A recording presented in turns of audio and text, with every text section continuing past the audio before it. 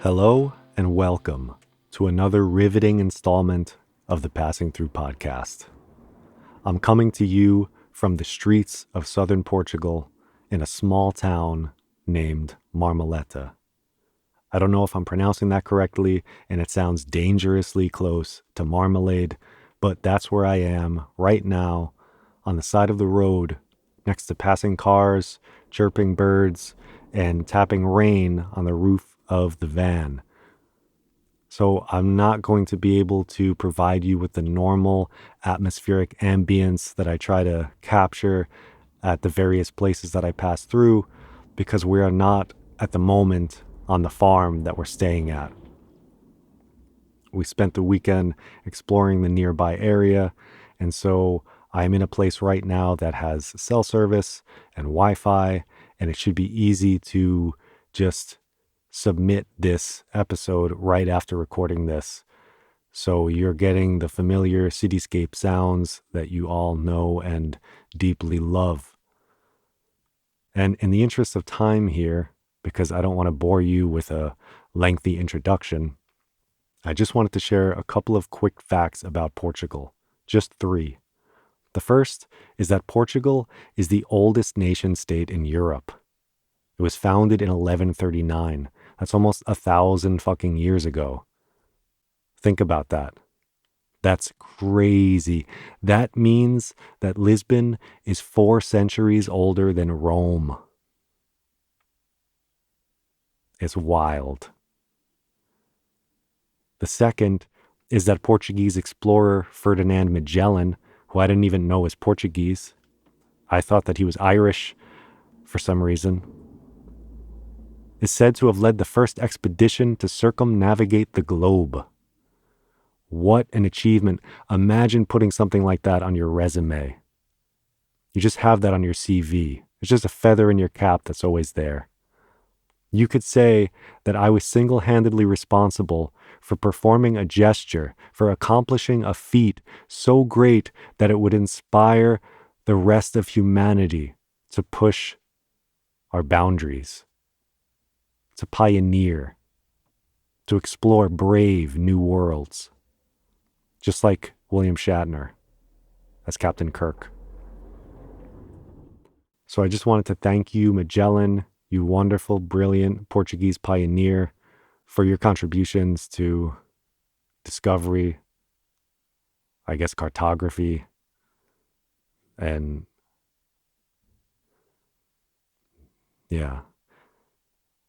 Here's some claps for you.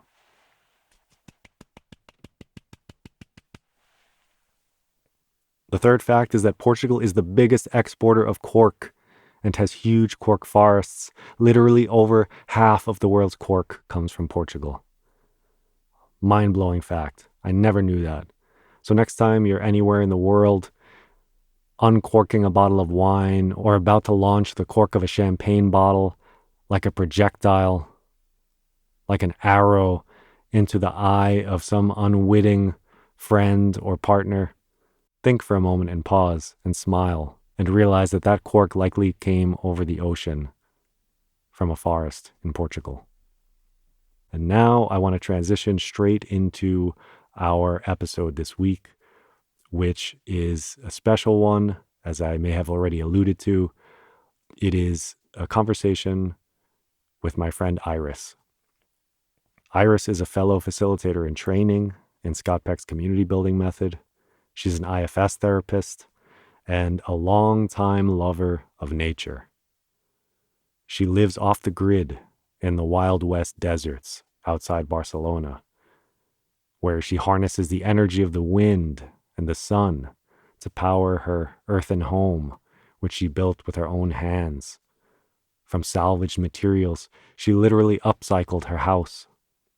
She's one of those rare people who puts her beliefs and her values into practice.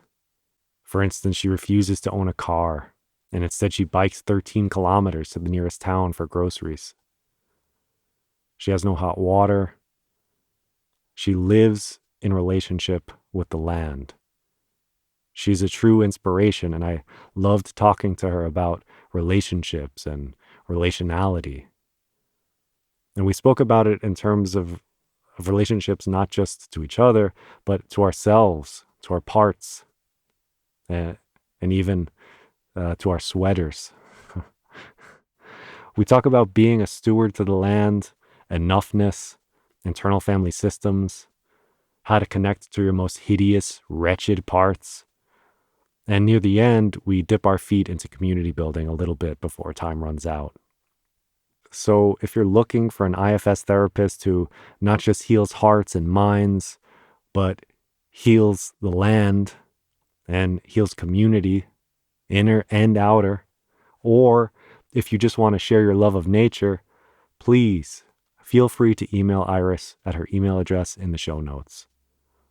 Everything you need to find Iris, you can find there. And now, before the show begins, here's your eco tip. Try to observe something about an animal or a plant or an insect, any non-human person or thing that you've never noticed before.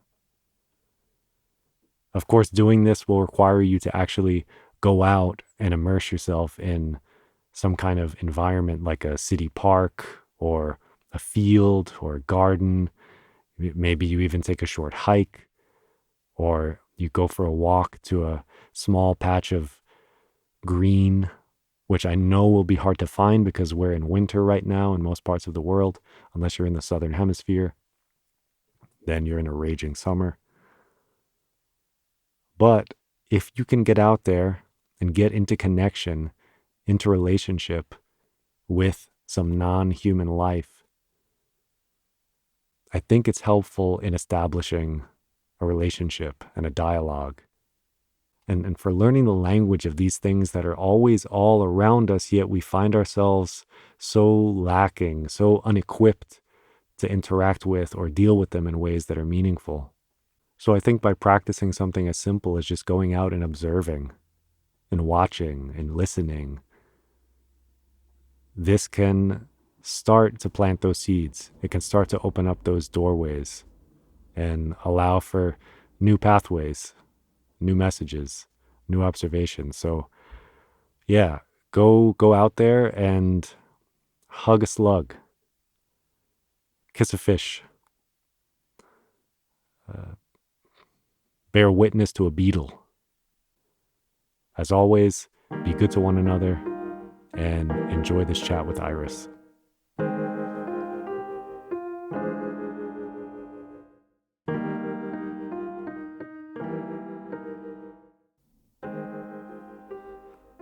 Hello, Iris, and welcome to the Passing Through podcast. Hi, Danny. Thank you for asking me to be here. I like already the topic passing through, so thanks. Yeah, I'm really excited to have you here because this is the first chat that I'm going to have this year. So you're the first episode where I get to speak with another human being, and it's a treat to actually do it with someone that I know, someone that I've sat down and had meals with, someone that I've been in circles with, someone that I look up to and admire.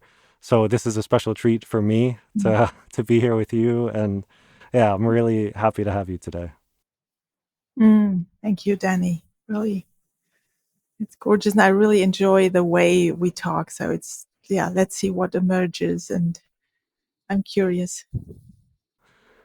There was a thing that actually before we started recording, we were chatting about, and I thought it was a great way to begin our conversation because it was about nature. And you were talking about birds, you were talking about this longing to be in nature. And I was hoping that maybe you could share a little bit of what that longing means to you, and maybe the little observation about birds and just a little bit of the stuff we were speaking about before. Mm. Yeah, well, um, those were two incidents that I was just surprised. So the one with the bird, I realized when I went out in the evening, I looked up into the tree that is exactly in front of my house, and a small bird was sitting on a twig. There was no nest, no blanket, nothing that could give warmth or anything. And and well, it slept there, so I was really, really quiet not to disturb it. And then the next morning, early in the morning, the sun wasn't out yet. It was still sitting there. And then it was gone. And the next night, it was there again. And so 3 nights it was sitting at the same spot on this twig. And I wondered, how does this small bird that fits into my hand um, cope with the freezing cold? Because these last 3 days, the grass was frozen, um, and I'm lying up there under my big, big blanket. I feel the cold outside on my nose. Gosh, this bird, what does he do there? And when I had this idea of, oh yeah, birds have nests. Nests, they're cozy, they're adapted to their body shape. But this bird just sits on that twig. So that was, oh, surprise. And I noticed, yeah, these birds that fly erratically around, they don't need ground. And this bird is, yeah, loyal to his twig. It comes to the same spot the last 3 nights. So that was like surprise. Oh, I didn't know that. So the observation on myself was this inner joy. I discovered something. Ooh. The other this other surprise was when I walked back from a friend. It was 7 p.m. was already dark, and I had my front light on, and suddenly I see these eyes reflecting. I said, "Oh, that might be a cat," because it was not on the. Yeah, I came closer, and it was a toad sitting on a tree, and the tree wasn't upright, so it was bent. So perhaps like a ladder, and this toad, and it's the second time I see that toad on that tree. So again, another animal that is not just walking around somewhere, but is returning to the same spot and on top of it, two spots I'm surprised about. I didn't know that toads were climbing trees. I thought they were sitting close to the ground, hidden. Again, this idea of cozy, hidden in the winter time when it's frozen. No, when it's getting cold, sun is gone, this toad comes up, climbs up the tree and sits there. So that was really moments of joy, of wonder, of like my feeling how my idea of how things work was just a bit shaken, and also connecting with this yeah, something about laughing, playfulness, yeah, somehow connecting to playfulness about the observations. Fun. There's some nice symbolism in the bird story too, of it just having the same perch that it goes back to every night, and how when you think of birds, like you were describing them as these flying, erratic creatures, they still have to come back down and touch the earth to sleep. So they have to be like Yes. us. And there's something humbling and vulnerable about that too, because they're susceptible to predation or, any kind of thing. If it wasn't a toad and maybe it was a snake slithering up the branch of the tree, now there's no more bird. So this Yeah. thing that even birds, something that we perceive to be so free and untethered, they still have to come back to the ground every night to recharge. That's kind of beautiful. Yeah. Yeah. But there was actually one there was one thing I wanted to share about your bird story, which Mhm. Yeah. was I was with Asha walking on a beach in Portugal. It was like a wetland just before the beach, and we had seen a bunch of heron, and we were like, "Oh wow, there's some beautiful heron over there." And the thought came to us that could that be the same heron that we saw somewhere else on the European continent? Has it migrated south? Mhm. Has it moved? And maybe it's one that we saw somewhere in some wetland in Poland. And it's the same one now greeting us in Portugal, and we would never know. But this kind of invisible flow and presence and even like a guardianship of this bird. I don't know it, but it knows me.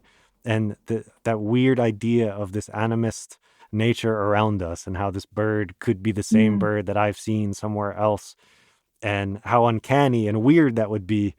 And then when we were walking on the beach, when we finally got there, I thought the same thing about the waves that were coming across, because I thought, wow, I'm looking at waves that are coming across from the eastern side of the US where I grew up. And, the water is different. I'm different now. Mm. We're made up of like entirely new particles and all this stuff. But we're, in a way, we're the same. Like, could it be that the same wave was coming across the ocean to wave hello, like one that I saw when I was 15 years old? And it just gave me this Mm. interconnected, magical feeling of like, wow, like, I don't know. Yeah, and your story just triggered this memory in me of these birds and how it was creating the sense of interconnectedness about everything. Mm. Yeah. Yeah, and this interconnectedness, and also like uh, I'm also grateful for things to repeat. Like, oh, there it is again. There's another animal, Gineta, that um, visited my trees in the night over and over again, and the same, not knowing, is it the same or is it just the same species? And I'm so Mm-hmm. glad when it repeats, like, still there. Yeah, and um, what these last days I was thinking about. Um, so I have this idea. Okay, I'm a mentor or a keeper of this land, which is hardly a hectare of land that, well, on the paper I own, and to look after it. And there is something of, it's a responsibility, because this is the only place of on this planet I can look after. So there is this serious taking. Okay, I'm looking after this piece of land. And then the friend told me, "Oh, Iris, I shifted. It's they don't really need you. They could do without you. But just imagine what they Mm. give to you. So what this land gives to you." And I said, "Oh, okay." And then I was a bit sad. Oh, then I don't, my contribution isn't even necessary. And there is something of, well, perhaps if it's just a contribution, it might not be necessary. But if I look at it as a relationship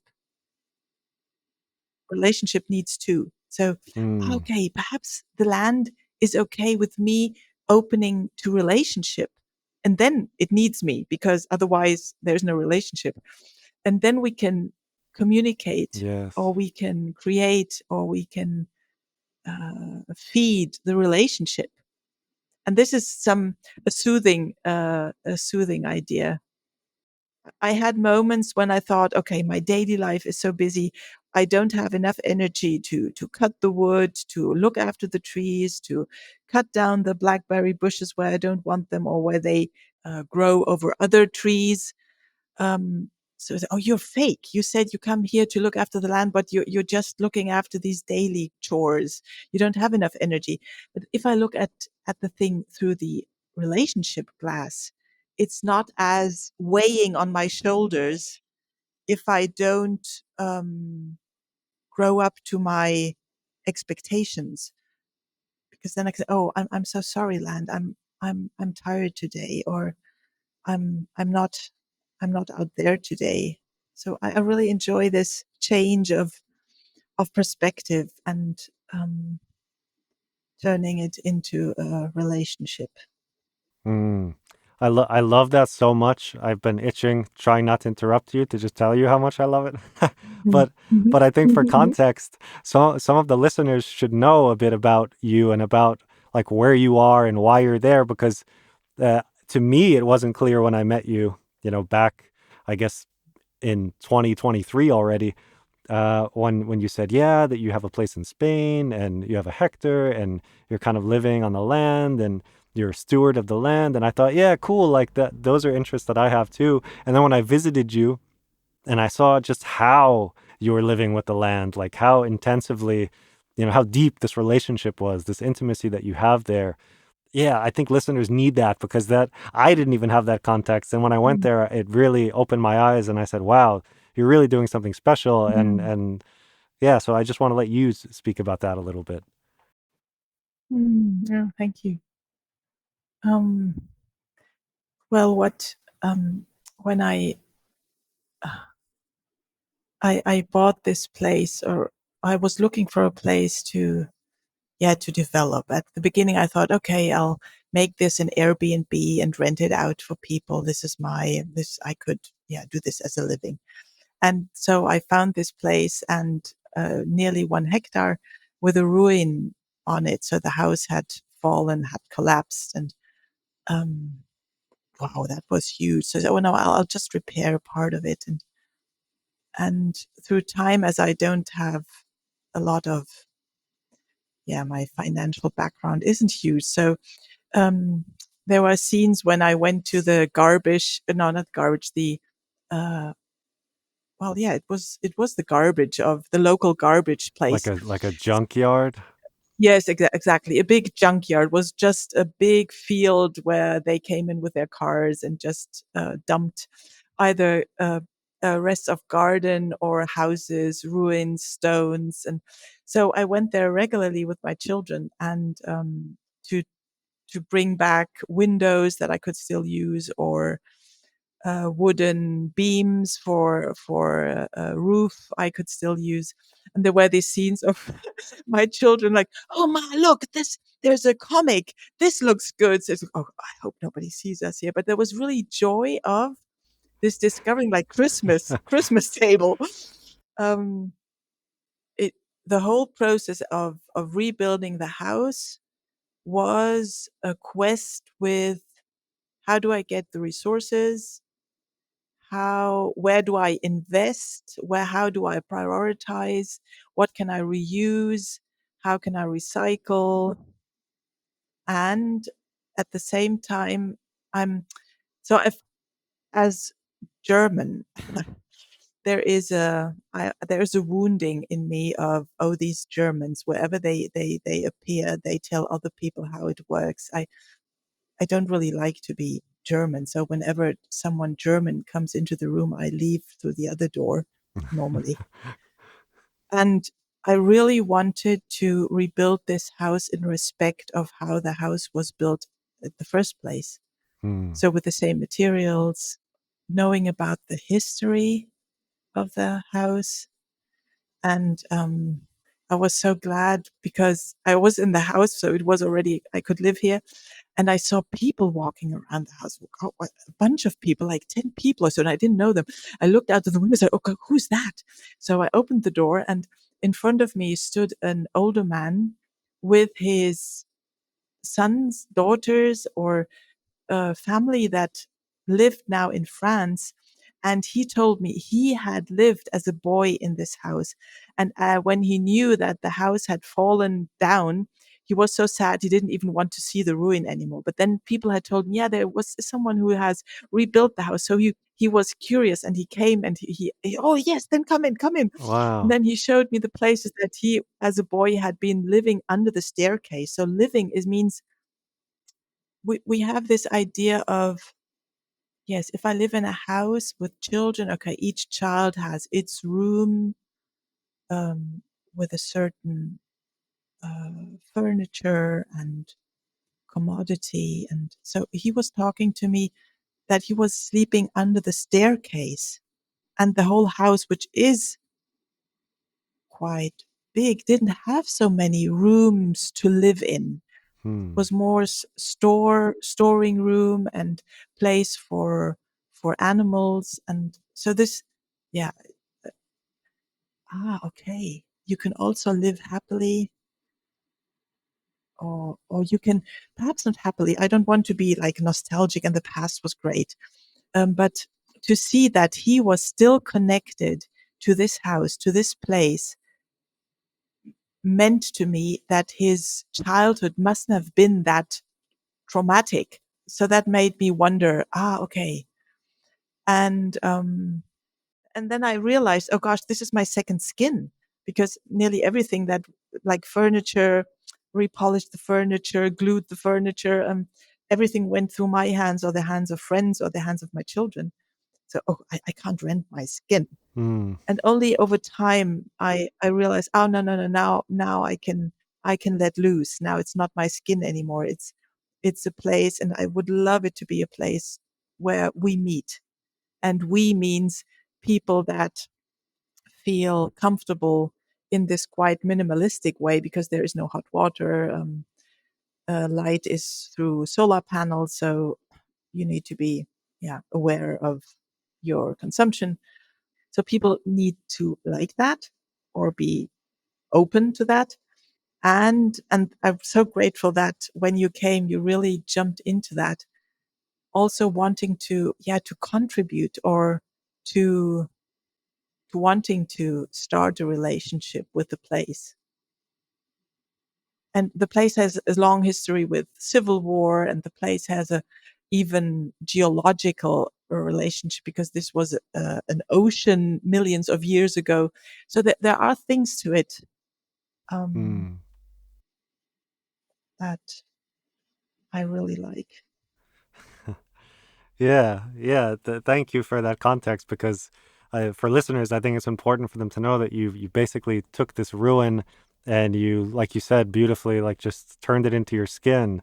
Everything that's there passed through your hands, and it's this beautiful home with earthen walls. And like you said, it's rugged. There's no hot water.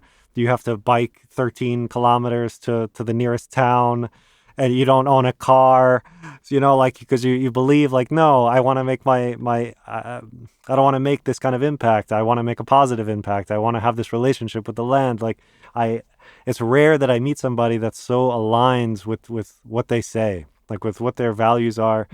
All the Mhm. talk that you've given about nature and the birds and having this sense of reciprocity and intimacy with the land, you're living it, you're doing it.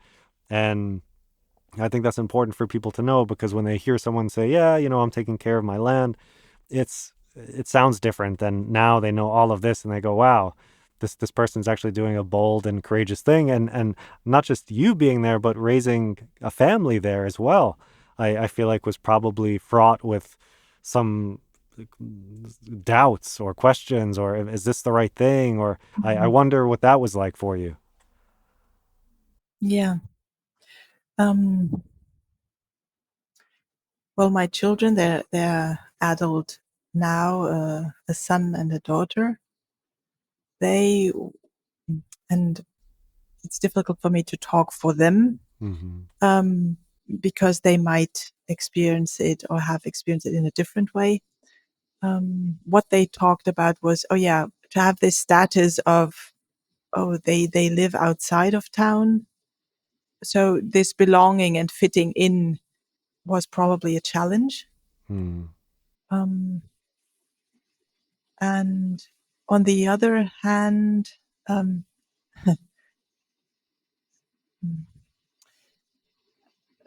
last year I friends visited, and my children visited, and friends of my children visit, because they were curious. Hey, come on, tell me where you where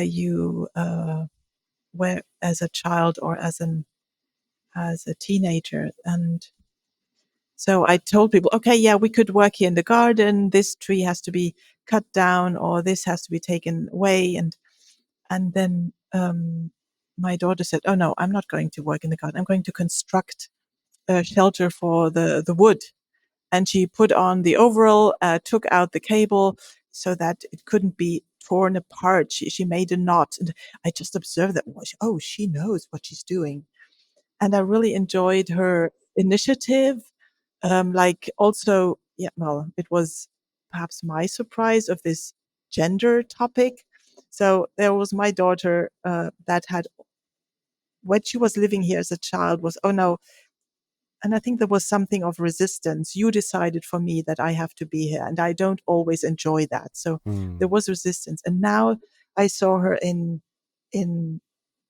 I'll do this, and this is fun. And so she and her friend, the two young women, they were constructing a shelter I keep the wood in now, so that it doesn't get damp. And was just fun to watch them. So they were back in October, spent 3 weeks together here, the three, and they, yeah, they reflect back that they really enjoy the time here. It's difficult with the climate because in summer it's really too hot. So they say, no, we can't live here. And it's rural area, and so it's really people go away, people leave these places. All the lot of young people that were living here, they've gone to Navarra, to places where there's more rain, where it's greener, where even there's more curiosity towards new things. Perhaps one thing I want to say regarding to people leaving. The other day, another friend came. We had a longer walk. The river that flows by has a levee up the river upwards, and so we went there for a walk. And there are prehistoric images, so like cave painting kind of pintura stuff. rupestre. Yes, exactly. Yes, cave painting. So it's not in a cave. It's just on the. It's just very very. Yeah, it's on the stone, but a bit protected.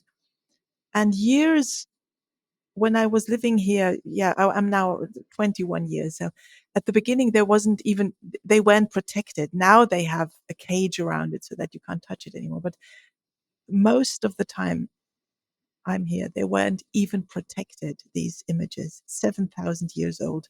It's a deer with antlers, and so a small painting in reddish tones.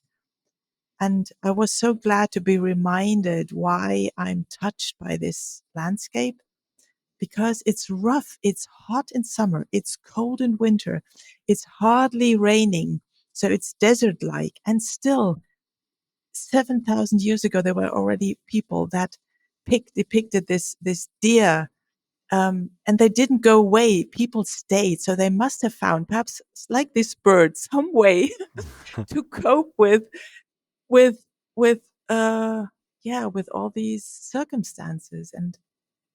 And there is something of loyalty, like, oh, I will not abandon you, I will not abandon the relationship, because you can leave and nature will do without you. But it's more like a yes to, I will not abandon our relationship. And Hmm. that is really moving. Mm. Yeah, that relationship is something I've been thinking a lot about, particularly as I read Braiding Sweetgrass, where it's so much about Yeah. this, and it's so much about reciprocity and the gifts and the abundance that's all around us. Yeah. And one of the things that struck me in one of the chapters is this it kind of challenges this idea that nature doesn't need us. When I read this book, she talks about how the sweetgrass and the ash trees that indigenous people used to make baskets, how those plants and trees thrive in collaboration with humans. So when there is human intervention, when they are tending the sweetgrass, when they are talking to the ash, when they are helping those populations find more sunlight by cutting some down, it actually helps sustain those things, which is very beautiful. And it highlights the Mm. thing that you're talking about this relationality, and how there is a sense of, if we give love to nature, and we come in and we are stewards and caretakers of a place, it gives love back. Bounty comes back. And this was really touching and Mm. beautiful, and probably for you as well, because you are doing that where you are now. You are leaving marks on the land, and you are speaking with the land, and you have this reciprocity and this appreciation. And yeah, I want to try to find a way to instill that, or restore that in people, Mm. because for me, for a long time, I had Yeah. lost sense of that, living in a city and just working the 9 to 5 all the time. And it's only this past year where I've been able to be immersed in it that I really feel it coming alive again. And I feel like sometimes that it's speaking to me in a different way now. Yeah. Yeah. Oh, yes. Thank you for mentioning Braiding Sweetgrass, one of my, or perhaps even favorite book, because it was really, as you say, oh, I'm not only Tyrannosaurus Rex as a human being, but my intervention can create more ecosystems. It might be just the blackberry bushes. They're covering everything. So I only have a blackberry bush ecosystem. Yeah. It's nice for the birds they can nest in, but then all the rest won't be, yeah, will not find their place inside of the blackberry bushes. Um, and so that is, I'm really grateful for that message. And what she also mentioned is this, yes, it's about this not harvesting more than 50%. And here Yes. comes in this another concept. I really, I wonder about this enoughness. What is enough for me to take, for me to use, so that the rest flourishes and thrives without it feeling as scarcity?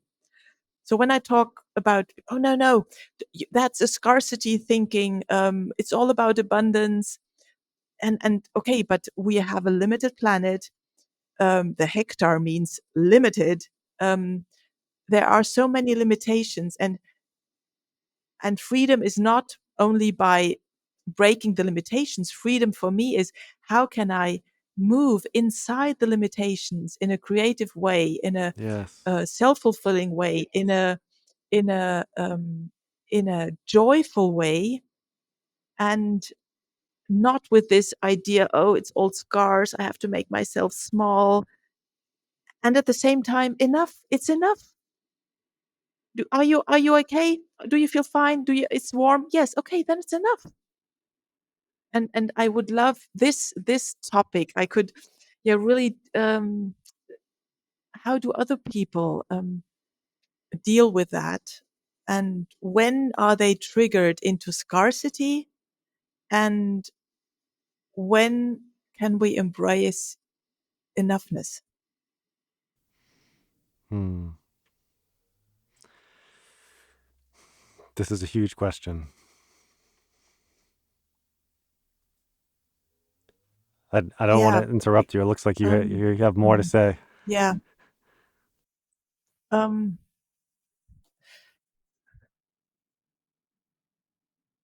well, perhaps there's just this one thing of, so I'm coming from the NVC background, nonviolent communication, and so we separate need from strategy. Or if I talk about IFS, internal family system, this idea that my essence comes with creativity, or life, if I say life comes with creativity, with curiosity, and then abundance is in the amount of strategies I can think of. It's not about the amount of resources or the limitlessness of things. And how can it be enough? How can I care for myself and exactly what I need, and not try to nurture that with resources, and more Amazon packages, but an abundance of creative strategies. Yeah. Yeah, I love that and I agree. And as you were speaking, the thought came to me, speaking of abundance Hmm. and resources, Yeah. the only reason that our conversation is possible right now is because one of the most giving, abundant resources that there is, if there's a symbol for abundance and generosity, it is the sun, just constantly giving out sunlight. Yeah. And it is the reason that we can talk. It's going into your solar panel, storing energy, and it's such a beautiful symbol of, like, we have so much, we have such rich technology. We can literally use what plants use, like photosynthesis, and harvest the energy of the sun to have a conversation across a great distance and learn something and talk and collaborate without even being in the same physical space. It's beautiful. It's a miracle. There's so many incredible things around us all the time, and we're kind of all caught up in this hedonic treadmill of more and more Amazon packages, more Mm, stuff, more money, more mm, cars, more status. And yeah, that produces, I think that consumer capitalist culture produces this sense of scarcity that you're describing. Because if we were to realize that there is all this abundance, that the sun is shining all the time, always on the earth, even when it's dark in our hemisphere, we start to realize how much Mm. there is, how many gifts are all around us. And I don't know, I'm hopeful that those kind of realizations can cause shifts in our mindset as a global people. Mm. Yeah. Because if I understood you correctly, you're saying like there is enough around us. We just need better strategies on how to utilize those resources and how to organize ourselves and how to share and how to sustain life. Like the solution isn't to chase more, to go to Mars and mine Yeah. precious minerals and bring them back. Mm. Yeah. Yeah. There are, and also this craving for material, might it be, yes, and then consuming like clothing or something new, something bright, something firsthand, and I really enjoy visible mending. So this repairing of my clothing, you can see, okay, it was repaired, and while repairing it, like giving it a spark of uniqueness Mm. and putting my playing with colors, with threads into it, and again, yeah, it's again relationship. I'm starting a relationship with my sweater, and I enjoy that. So it's like it's not. It doesn't mean it's scarce. It doesn't mean I'm poor. At least not through my eyes. And also, um, I think I discovered with a friend. She travels and offers to children or adults um, techniques to work with wood, and she uses old techniques, so there are no electric tools. It's all manual. So she shows them, okay, how can you cut, how can you drill, how can you all the ways you can deal with wood to make objects. So it's about this, I teach you knowledge, I teach you ways to deal with, to again, to enter into relationship. And I find this so amazing, uh, ways of really, yeah, exchange my knowledge with. Might it be mending, or even when Robin Wall Kimmerer describes these crafts of making baskets, of using a whole tree. They don't only use the wood; they use the bark. They use everything. And that means you need skills, you need knowledge, you need ways to talk to or with. So, yeah, today it's really the topic of how can I enter into relationship. And often, if I just buy things, I don't enter into a relationship, not in a way I enjoy. Yeah. Yeah. And I feel like we're skirting on the rim of a beautiful segue because of relationship. Another thing about you is you are an IFS therapist, and relationship with the different parts of yourself is a very interesting thing that I think Mm. people don't talk about enough. So I'd be wondering if you'd be interested in pivoting the conversation a little bit towards how we can be in better relationship with the different parts of ourselves. And many listeners of this podcast are probably familiar with IFS, but if you wanted to give Yeah. like a little description of what it is for you and why it's useful, and I'd be curious just to get your Mm. thoughts about IFS. Yeah. Yeah. For me, IFS was such a meaningful continuation of nonviolent communication. So just to see, oh yes, okay, we have needs. It's all about needs. Needs move us. They and then to see, oh, it's not all me that has this need. There is a part of me that has this need, and another part that has another need. So even this, once a friend said, "Oh, my partner, she was crying in front of me, and then the phone rang, and then she was suddenly smiling. That was fake." Said, "Oh, perhaps that wasn't fake. Perhaps that was just different parts who did different things. So perhaps the crying part was a part of her that was really wounded or moved or was feeling pain or was reminded of something. And the other part that answered the phone was a really practical part. They said, okay, I can't show myself. I can't show this part that is crying to the other person out of context. So I'll take over. I'll take the phone and answer the phone." So this opened up to, it's not a contradiction. It's not that she's fake. It's not that she wasn't authentic. Yeah, there are different parts living inside of me. And so one thing is already, okay, it's a team. And they're specialized. So there are parts that are specialized in speaking different languages. Others, they have skills. Others, they are more introspective. Others, more extroverted.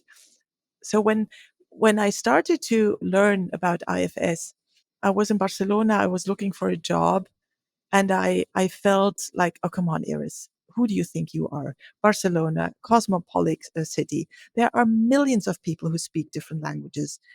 That will not give you any advantage finding a job. And then I said, who's that? So this part, I gave it the name of Darwin, because it manifested something like, no, only the fittest and the most intelligent people win.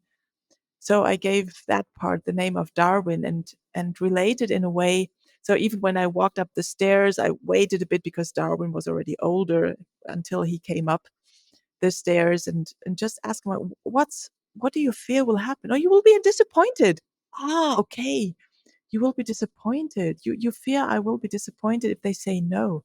Yeah, fair enough. But I think I can work with at least three negative answers.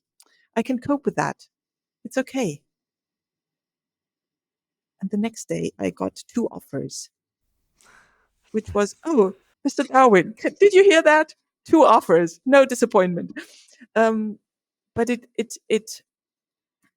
really helped me to stay calm, to take perspective, to not be drowned by this fear of Mr. Darwin and just running home again. So it really gave me the possibility to, at the same time, hold Mr. Darwin and his fears and stay with this idea I had. No, I want to find a job in Barcelona.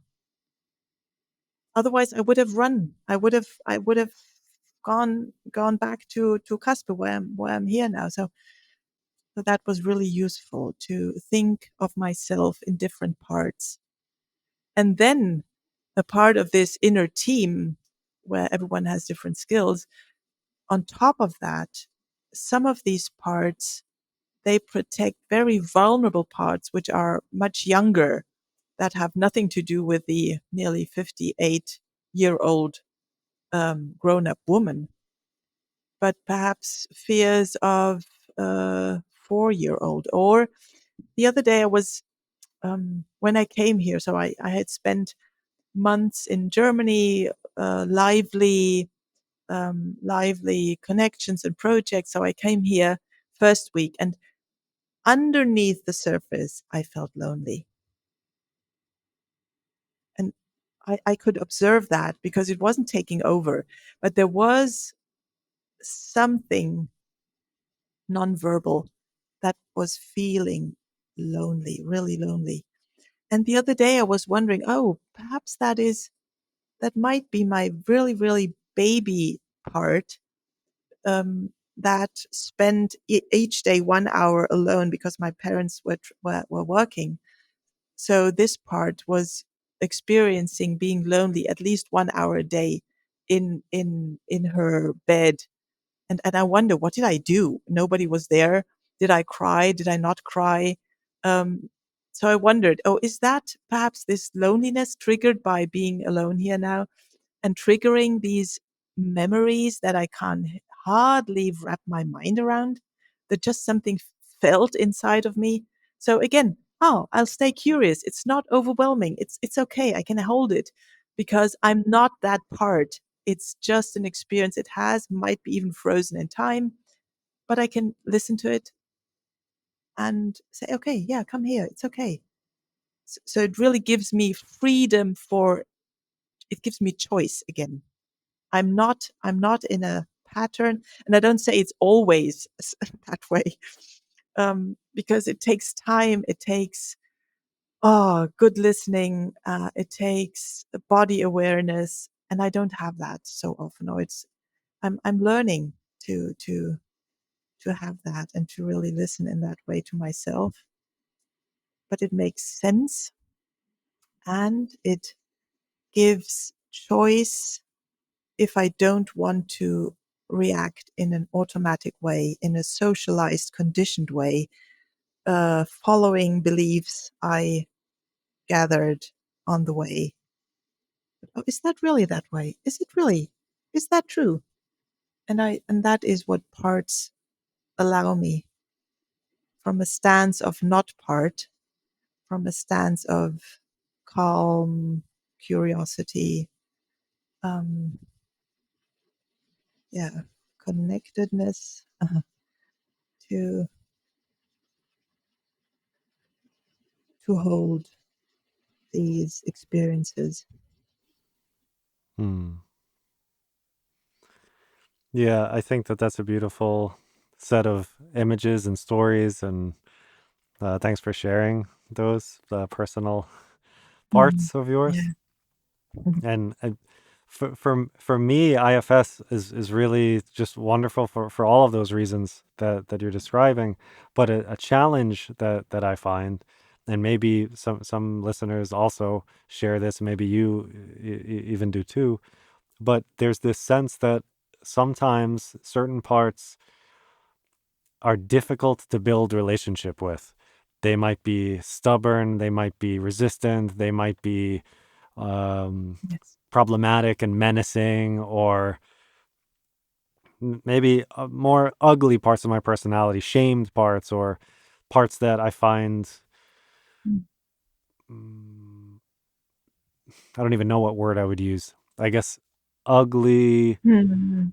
mm, Ugly fits. That's the one that comes out. There are these ugly parts that I don't want to, Mhm. like the leper part of me that I say, "Oh my God, you are the Yeah. worst part of me. Get the fuck away from me.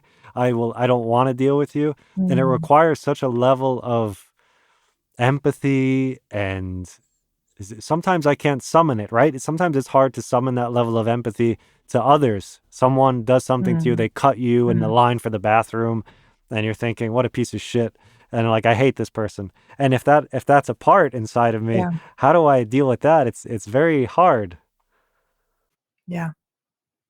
Yeah. And yeah, completely. For me, these harder parts are severe critics. If they Yes. talk to me in a way that is, oof, wow, really harsh. So I don't like those. I say, come on, let me go. Come on, go away. Because sometimes I believe what they say when that's really hurts. Yes. Um, Yes. well, what I think what helps for me now is working. Um, yeah, I'm working as a therapist, so people, they turn to me and they gift me with their inner world, and sometimes it's easier for me to be in the outside, so I can see how parts that I don't find as sympathetic, they transform in front of my eyes, and I grow with that. I grow in that process. I grow in trust that even the ugly parts, they have a good intention, and that doesn't mean that I figure out the intention, but at least I'm curious enough to stay in the same room, Mm-hmm. and that is already something. One, okay, I'm the same with NVC. Okay, you do something, I don't understand why you do this. Your behavior bothers me. I find it gross or whatever.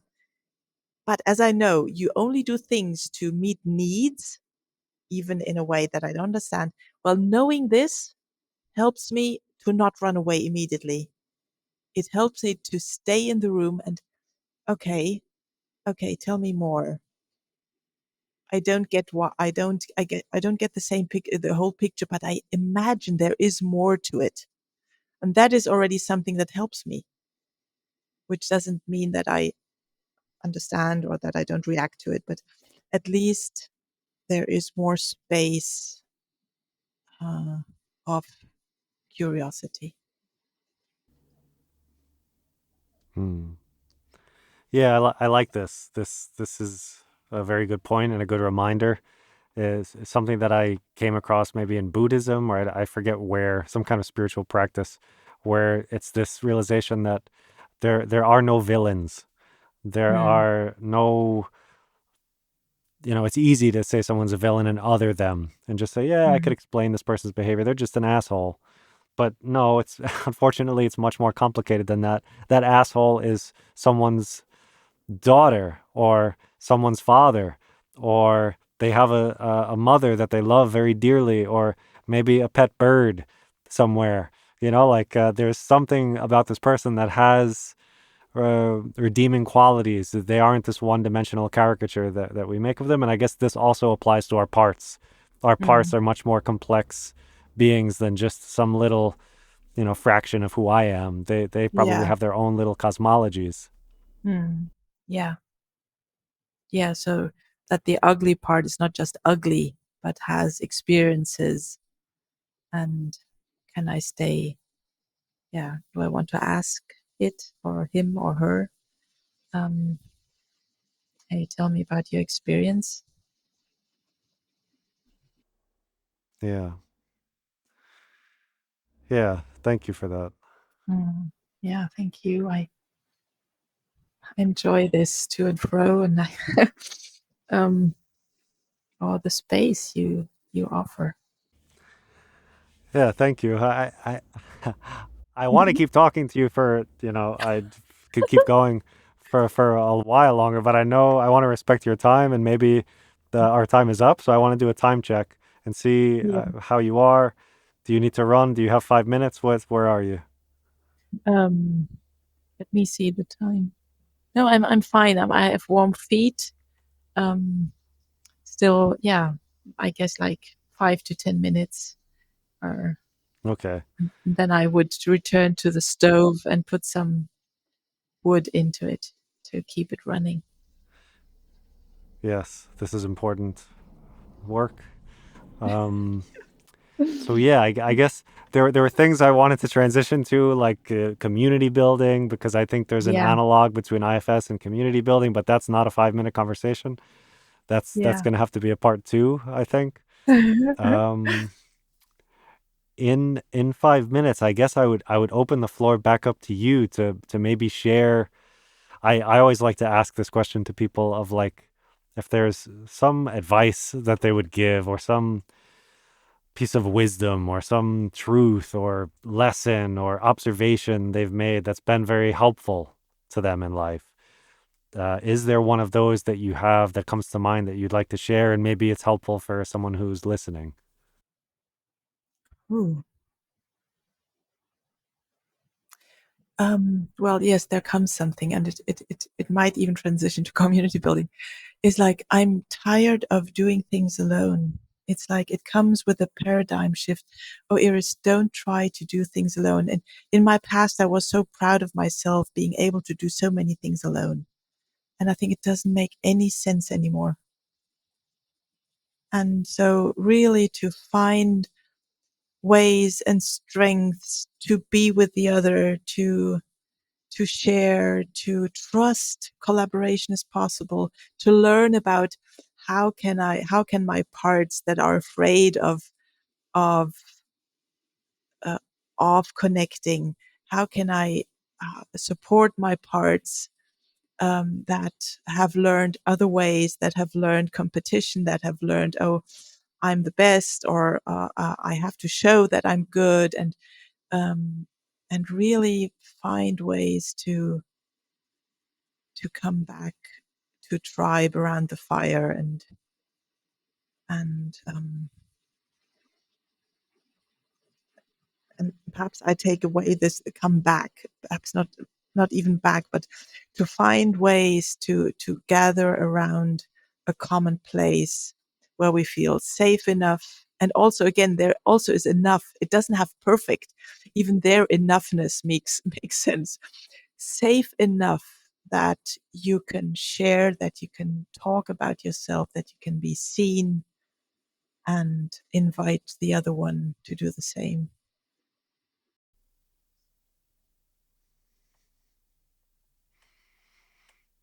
Hmm.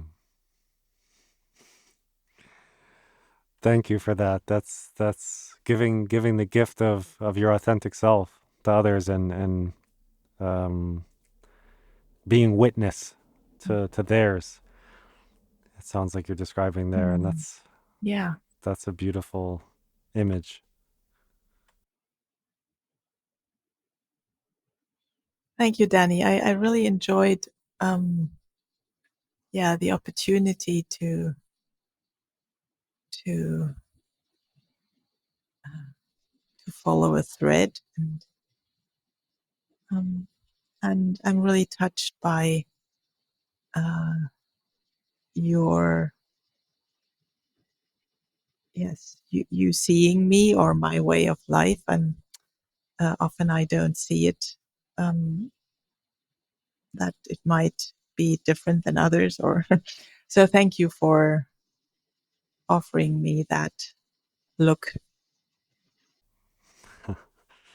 Yeah, it's my pleasure.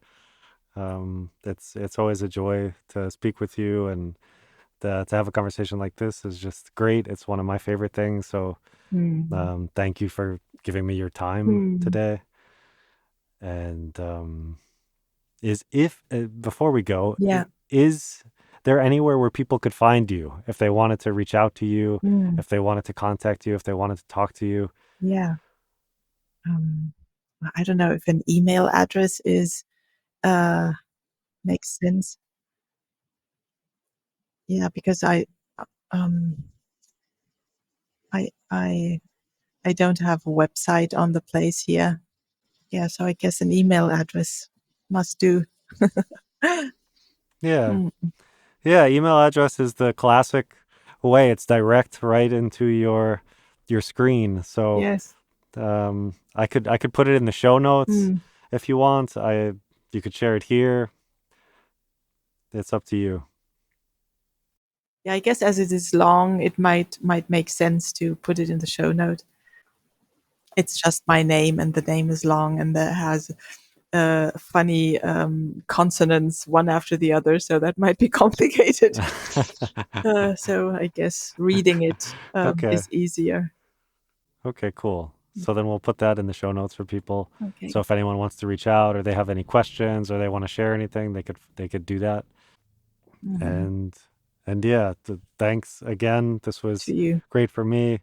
And yeah, I hope you enjoy the rest of your night and Mm. you can continue to put some wood in the stove and keep the fire burning. Yeah, I like that. Let's keep the fire burning.